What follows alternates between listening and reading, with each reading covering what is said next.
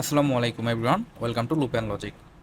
এখন আমরা আমাদের ফাইনালের টপিক, সেটা হলো রিলেশন। এটা সম্পর্কে জানবো। রিলেশন হলো দুটো সেটের মধ্যে যে সম্পর্ক, সেটাকে বলে। তো আমরা মিড টার্মে সেট অবশ্যই পড়ে আসছি। তো আমরা কি জানি যে দুইটা সেট যদি থাকে এ এবং বি, দুইটা সেটের কার্টেসিয়ান প্রোডাক্ট করলে আমরা কি পাই? অর্ডার পেয়ার পাই। তো এই যে অর্ডার পেয়ারগুলো, এগুলো কিন্তু নিজেদের মধ্যে রিলেশনে থাকে। তো আমরা যদি একটা সিম্পল উদাহরণের মাধ্যমে বোঝার চেষ্টা করি, তাহলে আমরা এখানে কি এর এলিমেন্ট কি দেওয়া আছে, 1 2 3।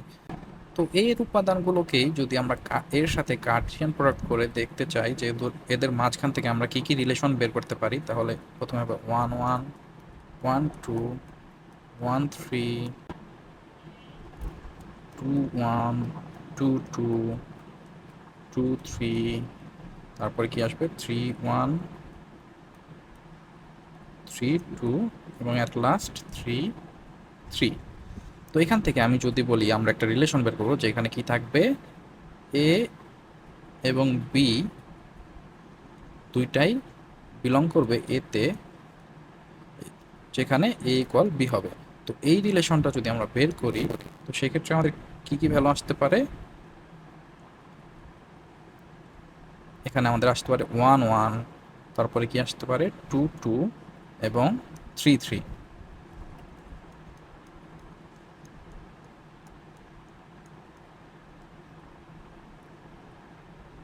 তো এই যে ভ্যালুগুলো আসলো, এগুলো নিয়ে একটা কি তৈরি হলো, রিলেশন তৈরি হলো।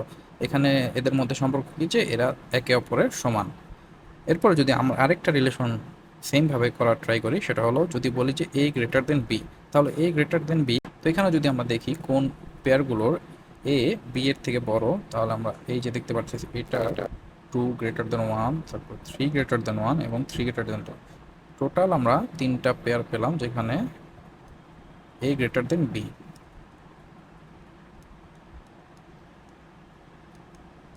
তাহলে এখানে যে পেয়ারগুলো, এদের প্রত্যেকটা এলিমেন্টের মাঝখানে রিলেশন কি, যে এখানে এ গ্রেটার দেন বি। তো এটাকেও একটা রিলেশন হিসাবে ডিফাইন করা যায়। প্রথম প্রপার্টিস যেটা আছে সেটা হলো রিফ্লেক্সিভ। তো রিফ্লেক্সিভের ক্ষেত্রে কি হয়, যে সব এলিমেন্ট নিজেদের সাথে রিলেশন আছে। এখানে যদি বলি A comma A belongs to R for all A, আমরা যদি আগের এই এক্সাম্পলটার ক্ষেত্রে একটু খেয়াল করি, তো এখানে রিফ্লেক্সিভ রিলেশন আমরা কখন বলবো? যখন আমরা দেখতে পারবো যে এ এ এই অবস্থায় আমাদের একটা পেয়ার আছে, মানে দুইটা সেম জিনিস নিয়ে পেয়ার গঠন করছে। তো সেই ক্ষেত্রে এখানে দেখতে পারতেছি 1 1 আছে, তারপরে 2 2 আছে এবং 3 3 আছে। তো সব এলিমেন্ট নিজের সাথে যুক্ত হয়ে যে রিলেশন গঠন করে, সেটাকে বলে কি, রিফ্লেক্সিভ রিলেশন। তো আমরা এইটাকে এইভাবে লিখতে পারি। এরপরে আমাদের আছে কি, সিমেট্রিক রিলেশন। সিমেট্রিকের ক্ষেত্রে কি হয়, এ এবং বি যদি আর এ বিলং করে, সেক্ষেত্রে বি এবং আর এ কেও আর এর মধ্যে থাকতে হবে। অর্থাৎ আমরা দেখতে পাচ্ছি যে এখানে 1 2 আছে, যদি এখানে 1 2 থাকে, সেক্ষেত্রে কি হতে হবে, 2 1ও থাকতে হবে। যদি 1 3 থাকে, সেক্ষেত্রে 3 1ও থাকতে হবে। এটাই আমাদের সিমেট্রিক রিলেশনশিপের প্রপার্টি। এরপর আছে অ্যান্টিসিমেট্রিক। অ্যান্টিসিমেট্রিক কি বলে, যে যদি এ বি থাকে, তাহলে বি এ থাকতে পারে কখন, যখন এ এবং বি ইকুয়াল হবে। তার মানে যদি 1 2 থাকে, সেক্ষেত্রে কিন্তু 2 1 যদি থাকে, এটা কিন্তু অ্যান্টিসিমেট্রিক হবে না, কারণ 1 এবং 2 কিন্তু ইকুয়াল না। সেক্ষেত্রে কোনগুলো অ্যান্টিসিমেট্রিক রিলেশন হবে, যেমন 1 1 বা 2 2, এগুলো কিন্তু অ্যান্টিসিমেট্রিক রিলেশন হবে। এরপরে ট্রানজিটিভ রিলেশন। ট্রানজিটিভ রিলেশন বলে যে যদি এ বি থাকে এবং বি সি থাকে, সেক্ষেত্রে দুটাতে যেহেতু বি কমন আছে, তাহলে আমরা বলতে পারি এ এবং সিও থাকতে হবে। মানে এ আর বি যদি ফ্রেন্ড হয় এবং বি আর সি যদি ফ্রেন্ড হয়, তার মানে আমরা বলতে পারি এ আর সিও ফ্রেন্ড, অনেকটা এইভাবে। তো এটার উদাহরণে বলছে যে 1 এবং 2 যদি থাকে এবং একই সাথে যদি 2 এবং 3 থাকে, তাহলে কি 1 এবং 3ও থাকতে হবে। এখন আমরা প্রিভিয়াস ইয়ারে আসা একটা রিলেশন রিলেটেড কোশ্চেন সলভ করি। এখানে বলছে যে এই গ্রাফে কোন ধরনের রিলেশন এক্সিস্ট করে, রিফ্লেক্সিভ, সিমেট্রিক, অ্যান্টিসিমেট্রিক অথবা ট্রানজিটিভ, এগুলো খুঁজে বের করতে, এবং অ্যাটলিস্ট ওয়ান রিলেশন বের করতে যদি কোনো রিলেশন এখানে না থাকে। তো আমরা প্রথমে এই গ্রাফ থেকে সেট রিপ্রেজেন্টেশনে নিয়ে যাব। তো এখানে আমরা কিভাবে সেটা করবো, সেটা হলো 1 থেকে 2তে আমরা দেখতেছি একটা এজ আছে, এবং এটা যেহেতু ডিরেক্টেড গ্রাফ, তো আমরা দেখবো যে একটা নোড থেকে কোন কোন এজগুলো বের হয়ে যাচ্ছে, ওইগুলো নিয়ে আমরা আগে সেটগুলো ক্রিয়েট করবো। তো 1 থেকে 2 আমরা একটা পেয়ার নিতে পারি। সিমিলারভাবে 1 থেকে 3, 3তে একটা পেয়ার নিতে পারি।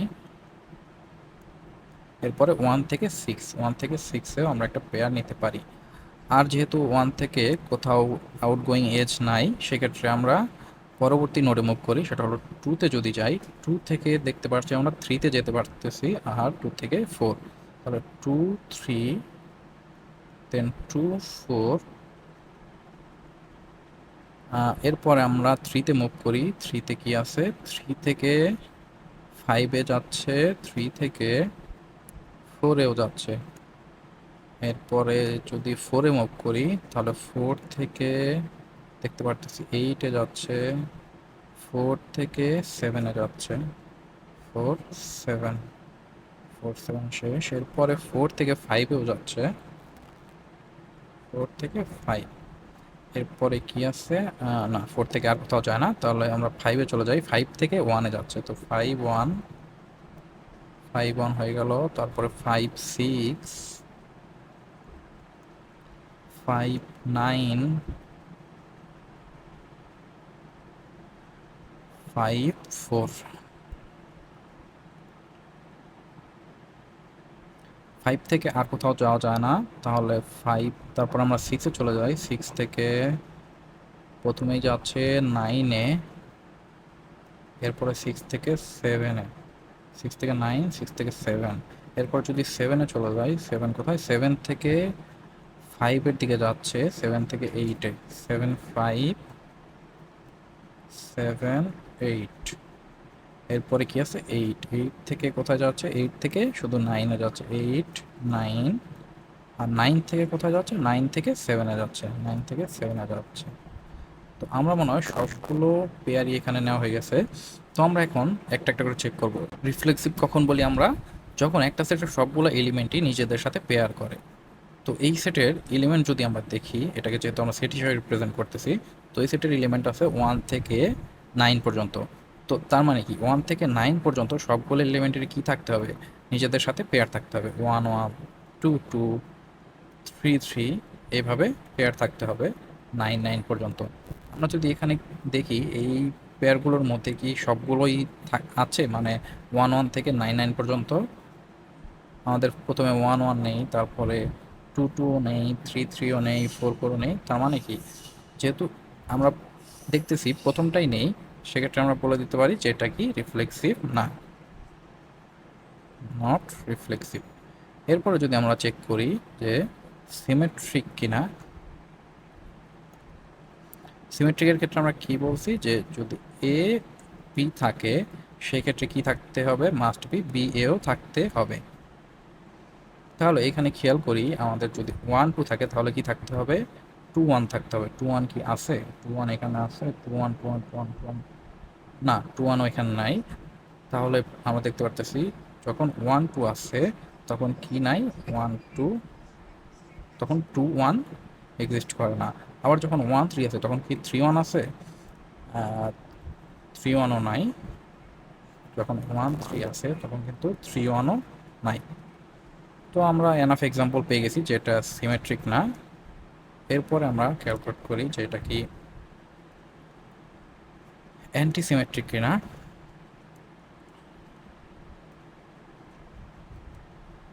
অ্যান্টি সিমেট্রিকের ক্ষেত্রে কি হতে হবে, এ এবং বি থাকলে বি এবং এ থাকতে হবে কখন, যখন এ বি দুইটাই ইকুয়াল হবে।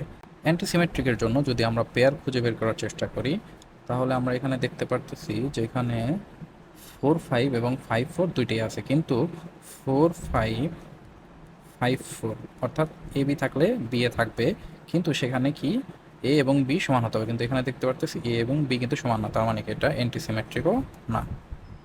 এরপরে 4 নাম্বার যে রিলেশন, সেটা হলো ট্রানজিটিভ।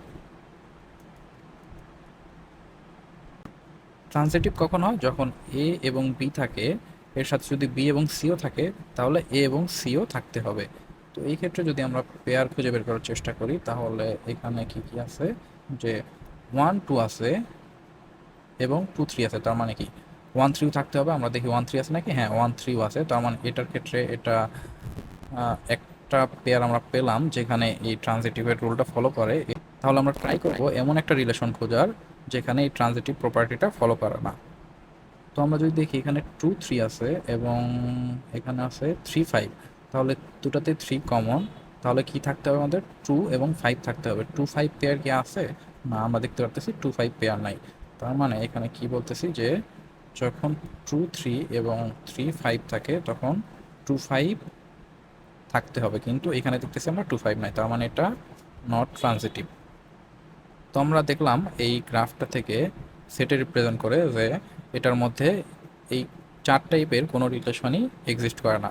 এই পার্টে বলছে যে যদি কোনো রিলেশন না থাকে তাহলে আমরা এক্সট্রা কিছু পেয়ার অ্যাড করে হলেও একটা রিলেশন ক্রিয়েট করে দেব। তো আমরা সিম্পলি যদি এই যে এই ভ্যালুগুলো, এই পেয়ারগুলো অ্যাড করে দেই, 1 1 2 2 3 3 এভাবে করে 9 9 পর্যন্ত যদি এই পেয়ারগুলো অ্যাড করে দেই, তাহলে কিন্তু সেক্ষেত্রে একটা রিফ্লেক্সিভ রিলেশন এই গ্রাফের ক্ষেত্রে তৈরি হয়ে যাচ্ছে।